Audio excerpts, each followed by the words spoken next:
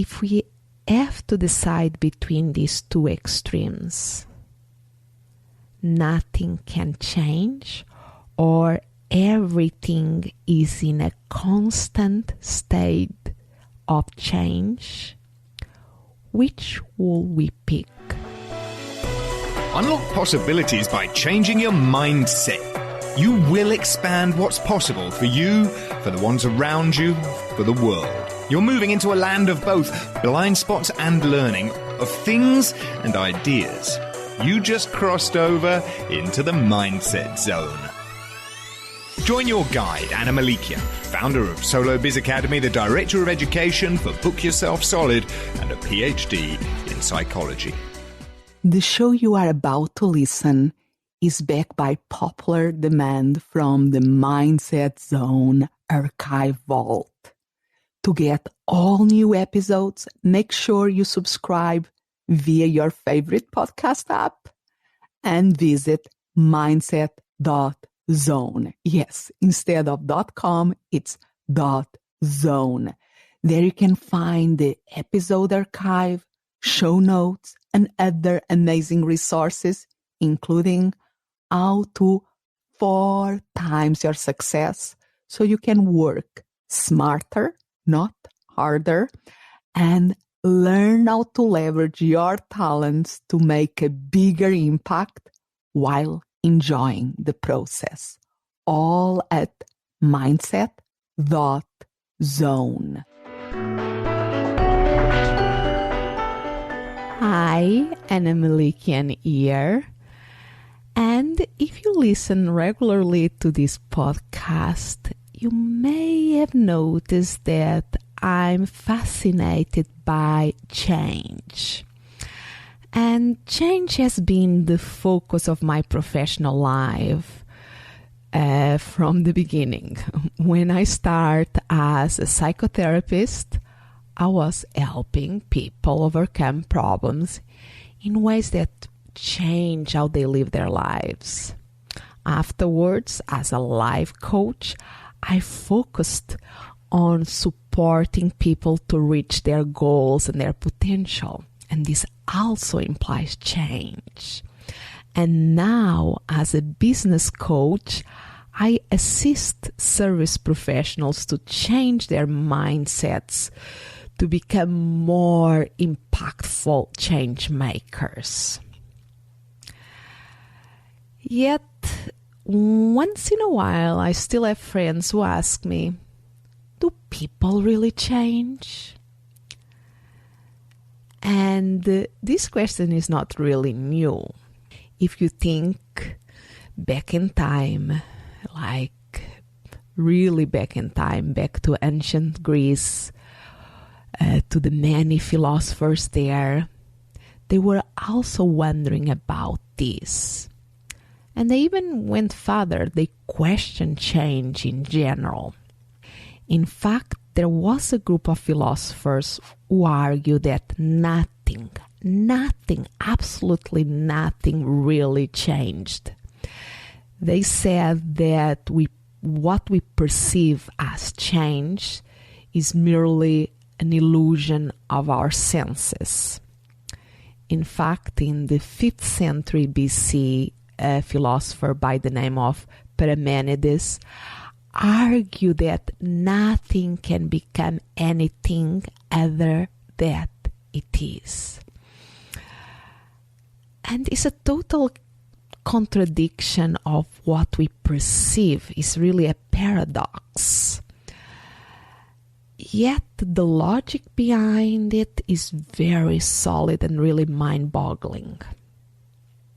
And we have to recognize that Parmenides' ideas had a big impact on philosophy and even in the development of science. For me, this idea that nothing changes is very, very counterintuitive. And I have the tendency to think that it will be also counterintuitive to other people too. Yet, when I think about expressions that people often say, oh, he is what he is, so he was born like that. People don't really change. It runs in the family. It's in their genes. Maybe the question of do people really change, maybe this question is asked so often because for some people that's what their intuition or experiences tells them. Again, going back to ancient Greece, again to the 5th century BC, we can find there another group of philosophers who argue the opposite. These philosophers argue that everything flows. Everything is always changing. The most well-known of these philosophers is Heraclitus. And even if you don't know his name, probably you are familiar with one of the quotes that we believe that he said. And this quote that survived until today is, "No man ever steps in the same river twice." Or my favorite, that is the longer version of it, is, "No man ever steps in the same river twice, for it's not the same river and it's not the same man." I love this quote, yet I also recognize that this idea of constant flow, constant changing, it can be felt as lack of stability or confusion or even chaos. And I think, for instance, on our technological world today, the pace of change is so fast that sometimes it can make us feel uneasy and wishing for a more stable ground. I love technology. I love all the technology world and all computers and all that. But even me, sometimes I feel, can be slower. Let me absorb first. Now that I know this, you are changing things around. So this begs the question, if we have to decide between these two extremes, nothing can change or everything is in a constant state of change, which will we pick? Which will you pick? It's a difficult choice. And what I love about philosophy is that it shows us that there is at least a third option. An option that transcends these opposites. So let's go back again to the 5th century BC, and we can find another philosopher, another school in philosophy, and this philosopher called Empedocles, that proposed the idea that both Parmenides and Heraclitus were right. Yes, he said that nothing changed and everything changed. That both were true. And how did he do this? So, if we believe that is what he defend, what he argued, that everything in nature consists in a number of elements, in ancient Greece was the 4 elements. So if we believe that everything in nature consists of earth, air, fire, and water, and then if we see these elements as never changing, they are what they are, yet these same elements can be mixed in various combinations. And if we think, okay, but how is it possible that for elements to be the basis of everything we see? So it's just 4 things. Think about a painter. A painter who has the red, the yellow, and the blue, and can mix these primary colors to become all other colors. Or, okay, let's add a little bit more elements here, not just 4. Think about the atoms. Yes, there are more than 4 atoms. Yet we believe that everything in nature is made of atoms and they are limited. So this makes me love the philosophers and thought leaders who help us transcending opposites. And let us think about how to apply these ideas to how we see change in ourselves. For instance, we can work very, very hard to change characteristics in ourselves that are very ingrained. Or we can work very, very hard to accept these characteristics as a given that we cannot change. Yet, now we have a third option. Inspired in these philosophies, why not use our energy to mix and match these characteristics, our strengths or our weakness, but use them as elements that we have, and we can mix and match them to produce our desired outcomes.